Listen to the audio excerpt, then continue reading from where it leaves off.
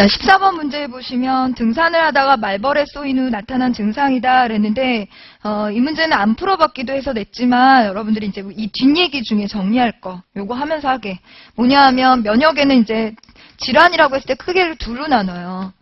너무 과해서 나타나는 질환이 있고 그 다음에 너무 부족해서 나타나는 경우가 있고 크게. 그러면 부족해서 나타나는 거에는 아예 태어날 때부터 면역 체계가 부족한 사람도 있고 그다음에 후천성으로 면역 체계가 결핍이 된 경우도 있고 이렇게 나눌 수가 있고요. 과민 반응 크게 4가지로 나눠요. 그 중에서 여러분들 이제 제1형 정도 좀 자세히 알아두고 나머지는 제2형, 제3형, 그다음에 제4형 그래서 어떤 건지 정도 알아두시면 돼요. 그래서 1형 같은 경우가 이제 흔히 말하는 알러지 반응이죠. 그래서 알러지 반응인 경우에는 되게 특이하게도 IgE가 이제 관여를 하고요. 그렇게 하면서 이제 아나팔락시스 반응이다. 막 호흡곤란 오고 기도가 수축이 되니까 그다음에 막 열나고 갑자기 두드러기 쫙 돋고 이러는데 이 사람이 느끼기에 굉장히 큰 기생충이다 뭐 이렇게 느끼는 어떤 알러지원이 들어왔을 때 이게 한 번 더 노출이 되면 아예 비만 세포가 Ig를 갖고서 딱 결합을 해버려요. 그럼 어떻게 돼요? 막 과립을 막 분비하죠. 히스타민 이런 거 굉장히 많이 나와요. 히스타민을 제일 중요하게 기억하셔야 될 게 뭐예요? 혈관을 확장을 하는데 기도를 수축한다는 거죠. 그 과민반응 잘못 이루면 어떻게 된다는 얘기? 호흡곤란이 온다는 얘기예요.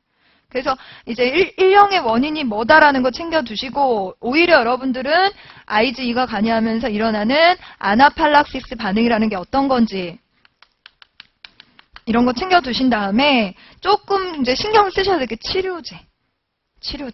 오히려. 그래서 이걸 치료하려면 히스타민이 너무 많이 나와서 문제가 되잖아요. 그러니까 어떻게 해요? 항히스타민제를 쓰죠.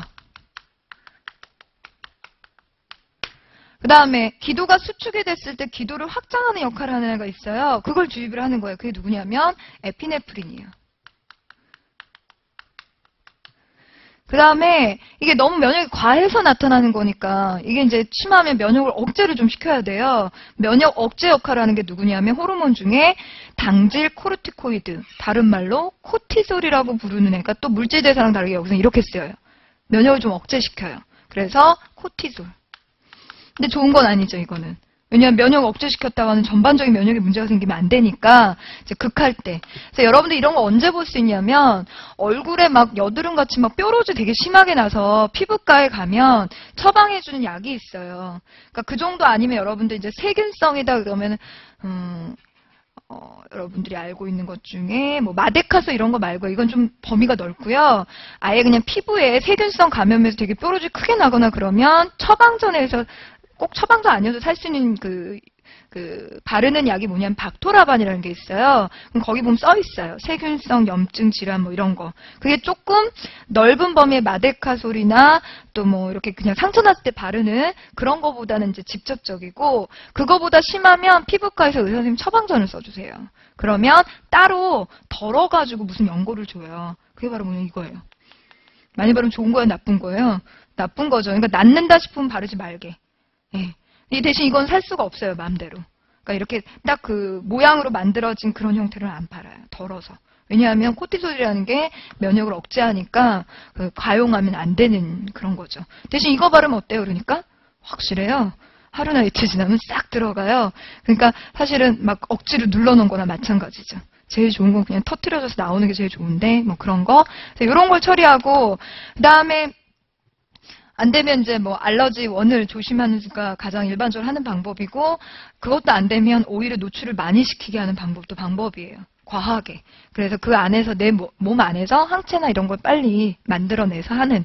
왜냐하면 이게 일령이 언급이 될 법한 게 우리 일상생활에서 굉장히 고통 주는 것 중에 하나잖아요. 알러지 또는 여러분들 뭐 아토피 이런 것들. 그래서 이렇게 한번 알아두시고요. 그 다음에 E형 같은 경우는 뭐냐면 이건 약물이 작용하는 거예요. 페니실린이 그러니까 여러분들 그 병원 같은 데서 확인하잖아요. 페니실린에 대해서 뭐 그런 거 없냐. 그래서 페니실린 같은 약물이 내 적혈구 표면에 결합을 해가지고 내 적혈구를 파괴시키게 만드는 거예요.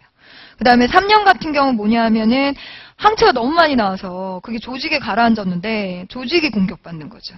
그다음에 이제 사형 정도 조금 더 챙기세요. 사형 정도. 이건 여러분들이 찾아가지고 뭐 무슨 뜻이다 이렇게 아시면 되고, 사형은 조금 특징이 뭐냐면 지연성이에요. 조금 시간이 걸려요.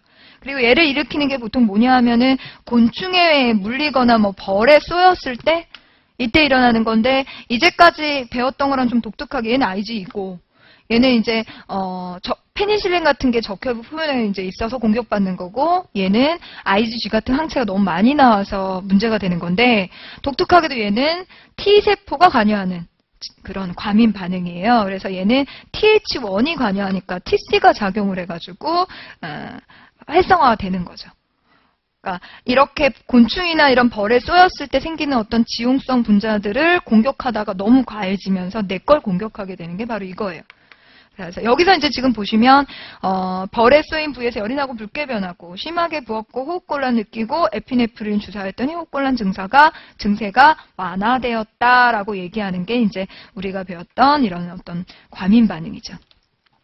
자, 그래서 1번에 보시면 말벌의 독이 비맘 세포를 자극하여 즉시형 과민 반응을 일으켰다. 그럴 수 있죠. 그죠? 네. 그 다음에 2번에 보니까 피부가 붉게 변, 이런 걸 발적이라고 그래요. 염증 반응의 한 종류예요. 피부가 붉게 변한 건 확장된 모세혈관 사이로 적혈구 적혈구는 절대 빠져나올 일 없으니까 속으시면 안 돼요. 뭐 붉게 변했기 때문에 적혈구가 나와서 그런 건 아니에요. 그죠? 자, 그래서 2번이 쉽게 틀린 게 볼 수가 있고요. 3번, 피부가 부은 것은 벌에 쏘인 부위에서 투과성이 증가하다 보니까 이런 걸 뭐라 그러죠? 부종. 네, 부종이에요. 그래서 아니고 맞고. 3번, 호흡곤란은 히스타민 알아두셔야 된다 그랬죠? 히스타민 역할, 기관지 평활근을 수축시킨다. 에피네프린은 기관지를 확장시켰다. 두 가지 다 연결해서 따라서 답은 2번이 틀렸다는 얘기예요.